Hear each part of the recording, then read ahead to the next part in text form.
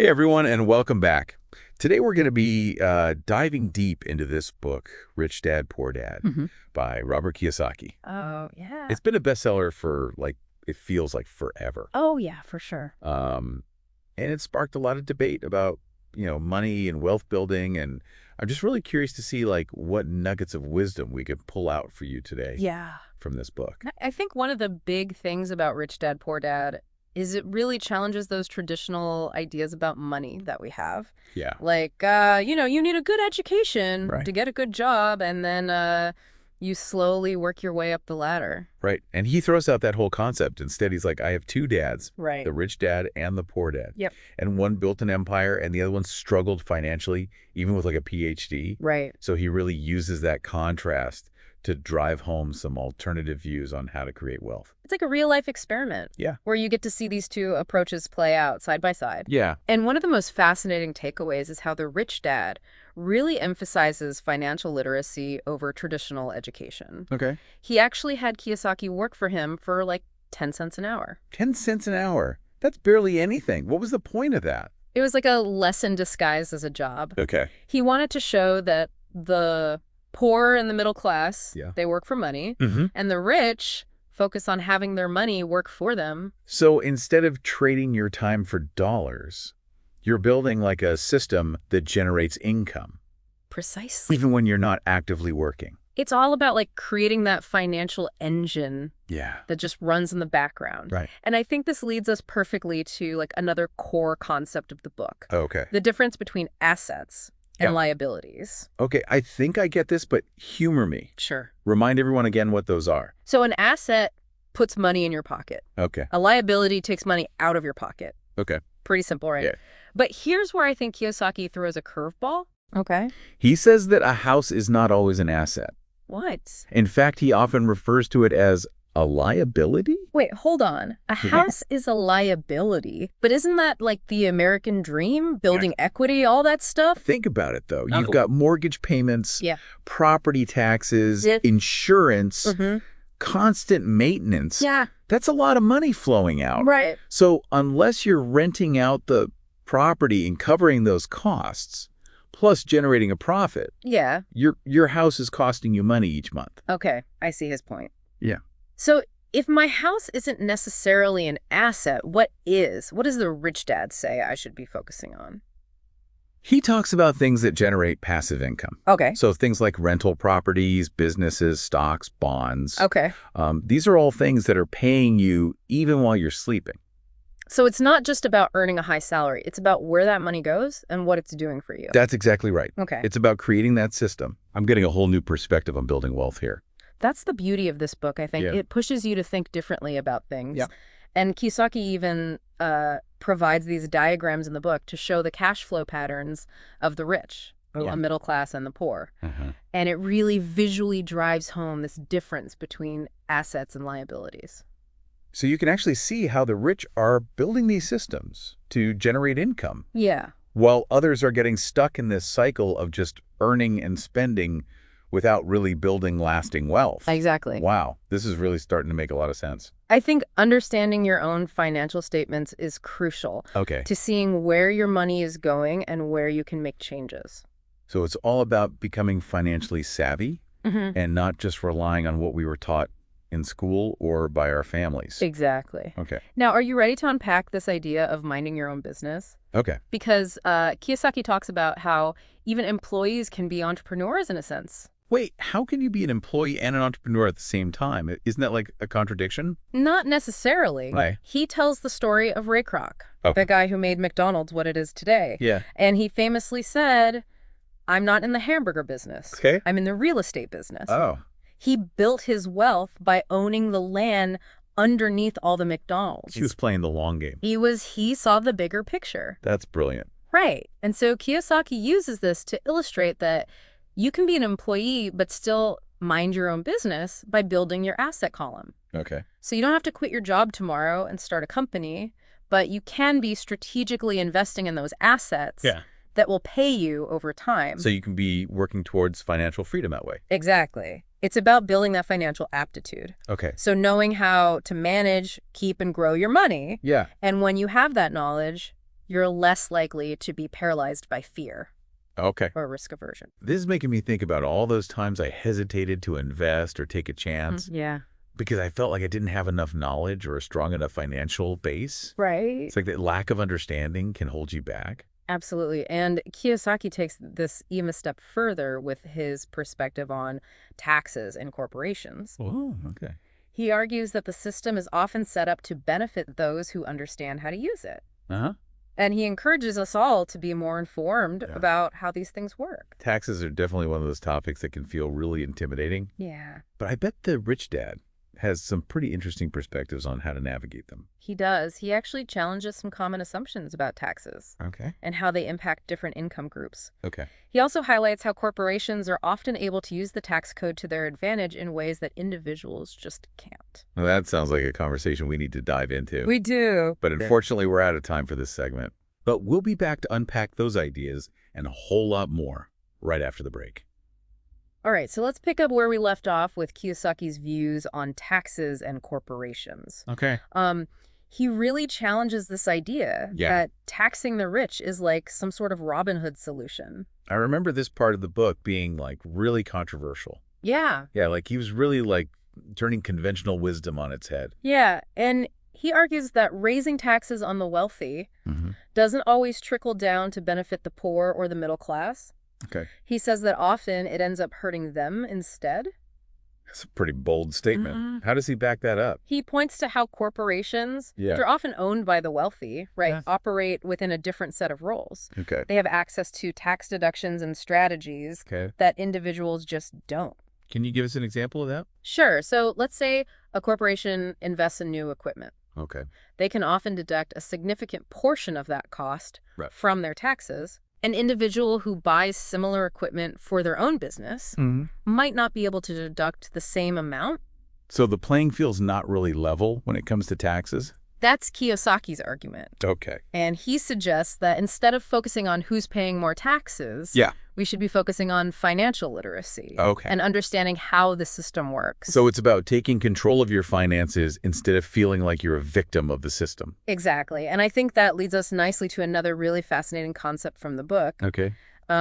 Inventing money. Inventing money. That sounds kind of magical. It does, right? Yeah. But he uses it to illustrate how financial intelligence can create opportunities. Okay. So is he talking about literally printing money here? Not quite. Okay. He tells this great story about Alexander Graham Bell, the inventor of the telephone. Yeah. Bell offered to sell his patent to Western Union for $100,000. Okay. And they thought it was a ridiculous price. They missed out on what would become a multi-billion-dollar industry. Ouch. Talk about a missed opportunity. Right. And so Kiyosaki's point is that fear can hold us back from seeing the potential in something new or different. Yeah. Financial intelligence, on the other hand, allows us to spot those opportunities and capitalize on them. So it's not just about being smart with money. It's also about being bold and willing to take risks. Absolutely. It's about having the vision to see what others don't and the confidence to act on it. Okay. Kiyosaki even created a board game called CASHFLOW. Oh, yeah, I've heard of that. To teach these principles in a fun, interactive way. It's supposed to be a really great way to learn about investing and building assets. It is. It helps you practice making financial decisions. Okay. And understanding how money flows in different scenarios. Yeah. And he stresses that it's not just about memorizing formulas. It's about learning how to apply them in the real world. It's like that saying, give a man a fish and you feed him for a day. Teach a man to fish and you feed him for a lifetime. Exactly. And I think that inventing money is all about learning how to fish in the financial world. Okay. It's about using your knowledge and your creativity to generate wealth and build a more secure future. Now, I know we all know that life isn't always smooth sailing. Right. What does Kiyosaki say about overcoming the obstacles that inevitably come up along the way? He identifies 5 major roadblocks to financial freedom. All right, let's hear them. Fear, cynicism, laziness, bad habits, and arrogance. Ooh, those sound familiar. Yeah. Yeah, those are like those self-sabotaging tendencies we all struggle with. Yeah, and he uses some pretty compelling stories to illustrate these roadblocks. Okay. For example, to explain how to handle failure. Okay. He talks about the Alamo. The Alamo. Wait, the battle where everyone died? What does that have to do with financial freedom? It's all about mindset. Okay. The rich dad told Kiyosaki Yeah. that the Alamo teaches you how to handle risk, loss, and failure. It's about learning from your mistakes, adapting, and coming back stronger. So it's not about avoiding failure. It's about how you react to it and what you learn from it. Exactly. And he stresses that doubt can be incredibly costly. Okay. When we doubt ourselves or our abilities, we hesitate to take action. Yeah. And that hesitation can mean missing out on amazing opportunity. So overcoming those internal roadblocks is just as important as mastering any financial strategy. Absolutely. It's all connected. Okay. Now let's get to the practical side of things. All right, I'm ready for some action items. Kiyosaki offers a bunch of really actionable steps that you can take to start building your path to financial freedom. Okay. He believes that anyone can achieve it with the right mindset and knowledge. Okay, what are some of his key recommendations? Well, he emphasizes finding a mentor. Okay. Someone who's already achieved what you want to achieve and can guide you along the way. Okay, so it's like investing in your financial education is just as important as investing in stocks or real estate? Absolutely. Okay. He also recommends taking classes, attending seminars, and constantly expanding your financial knowledge. Always be learning. Yeah, and he suggests making lots of offers, especially in real estate. Okay. Don't be afraid of rejection. Yeah. The more offers you make, the higher your chances of finding a great deal. So it's a numbers game. Exactly. He also advises including escape clauses in your offers. Okay, what's an escape clause? So that gives you a way out if things don't go as planned. Yeah. Or if new information comes to light. Okay. It's about protecting yourself and minimizing your risk. It's like having an insurance policy on your investment. Exactly. Yeah. He also recommends driving through neighborhoods that you're interested in and looking for signs of change or potential opportunities. Okay. Are there moving trucks? Yeah. Are there properties that have been on the market for a while? Okay. These can be clues to potential deals. So it's about being observant, like being a detective in a way. Yeah. And he stresses talking to people. Okay. Postal carriers, neighbors, anyone who might have insights into the local market. Okay. It's about gathering information from multiple sources. Yeah. And forming your own conclusions. So being proactive and not just relying on what other people are telling you? Exactly. He also suggests looking for buyers. Okay. Before you look for sellers. What do you mean? So if you know someone who wants to buy a certain type of property, you can then search for a property that meets their needs. Okay. And then profit by connecting them. Oh, that's clever. It's like being a matchmaker for real estate. Exactly. Now, I know we've talked a lot about investing and acquiring assets. Right. But Kiyosaki also talks about the importance of paying yourself first. Yes. What exactly does he mean by that? It's all about prioritizing your savings and investments. Okay. Even when money is tight. Yeah. He suggests visualizing your financial statement as 2 columns. Your asset column and your expense column. Okay. And when you pay yourself first, you're putting money into your asset column before you pay any of your bills. So you're essentially flipping the script on how most people manage their money. Exactly. Instead of paying bills and then saving what's left over, you're saving first and then figuring out the rest. It's a mindset shift. Wow. It's about prioritizing your future financial well-being over immediate gratification. That definitely takes discipline. It does, but Kiyosaki believes it's one of the most important habits you can develop. Okay. He even shares anecdotes about times when he paid himself first. Yeah. Even when facing financial pressure. Wow. He knew that discipline of prioritizing his savings was crucial to his long-term success. So no matter what going, make sure you're investing in yourself and your future. Exactly. And he reminds us that building true wealth takes time. Yeah. It's about consistently making smart choices, managing your money wisely, and not getting discouraged by setbacks. This is all starting to feel really empowering. Like I have more control over my financial future than I realized. That's the whole point of Rich Dad, Poor Dad. Yeah. It's about giving you the knowledge and the tools to create the life that you want. This has been such an insightful deep dive so far. Good, I'm glad. But we are out of time again. We are. We'll be back for part 3 to wrap up our exploration of Rich Dad, Poor Dad. Okay, so we're back for the final part of our deep dive into Rich Dad, Poor Dad. All right. We've covered so much ground already. We have. You know, from assets and liabilities to minding your own business and those tricky roadblocks that we all face. Absolutely. So what else does Kiyosaki have in store for us? Well, he kind of shifts gears a bit in this last part of the book. Okay. He goes beyond just building wealth. Okay. And he starts talking about finding your true purpose in life. Okay. He believes that real fulfillment comes from aligning your financial goals with your passions and what you're meant to do in the world. So it's not just about the money. It's about finding something that you actually enjoy and that, like, feeds your soul. Exactly. It's about finding that sweet spot where your work is also something that you genuinely enjoy and find meaningful. Okay. And Kiyosaki points out that traditional education often focuses on preparing you for a job, but it might not necessarily lead you to a career that truly resonates with you. Yeah, that makes me think about all those people who are stuck in jobs that they hate. Right. Just go through the motions, feeling unfulfilled. Absolutely. Yeah. And so Kiyosaki encourages readers to think differently about their career paths. Okay. He says, explore your passions, pursue what excites you, and don't be afraid to take the road less traveled. So break free from those expectations and, like, create a life that's really your own. Exactly. But that can be kind of daunting. It can't. Where do you even start? That's the thing. He doesn't offer like a step-by-step guide. Okay. Because it's such a personal journey. But he does encourage you to trust your intuition. Listen to your heart. Yeah. Pay attention to what sparks joy for you. What makes you feel excited to get out of bed in the morning? Exactly. And he also emphasizes that finding your path might involve stepping outside your comfort zone. Okay. Taking risks. Yeah. Being open to new experiences. It's all about embracing the journey. It is. With all of its twists and turns. Absolutely. And he also talks about the importance of surrounding yourself with people who support your dreams and who challenge you to grow. Yeah, having that, like, support system. It's huge. Yeah, it's crucial. It's like having a team of cheerleaders who are always there to lift you up and encourage you.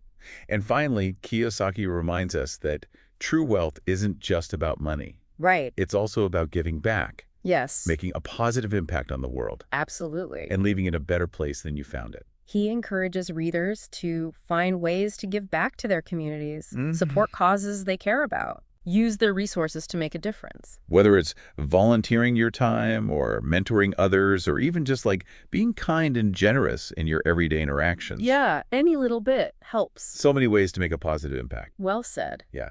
So I think Rich Dad, Poor Dad really challenges us to think differently about money, wealth, and success. Yeah. It encourages us to take control of our finances, pursue our passions, and create a life that's both prosperous and fulfilling. I think this deep dive has been such an eye-opener for me. I'm glad. I'm definitely walking away with, like, a whole new perspective on wealth building. That's great. And kind of a renewed sense of inspiration. Good. To, like, chase those dreams that I've been putting off. That's awesome to hear. What specific action are you going to take that was inspired by our conversation today? That's a great question. To start building your own path to financial freedom. I think I'm going to check out that CASHFLOW Go game that Kiyosaki keeps talking about. Oh, yeah. It sounds like a fun way to learn more about investing. And I think I need to revisit my own definition of success. Yeah. And just make sure that it's aligned with my values. Yeah. And what truly matters to me. That's a great place to start. Yeah. And for those of you listening at home, if you're feeling inspired to embark on your own financial journey, I highly recommend checking out Rich Dad, Poor Dad for yourself. Yeah, it's a great book. It could truly change your perspective on money and your approach to building wealth. Absolutely. Well, that's all the time we have for today, but thank you so much for joining us for this deep dive into Rich Dad, Poor Dad. Yeah, thanks for listening, everybody. We'll catch you next time.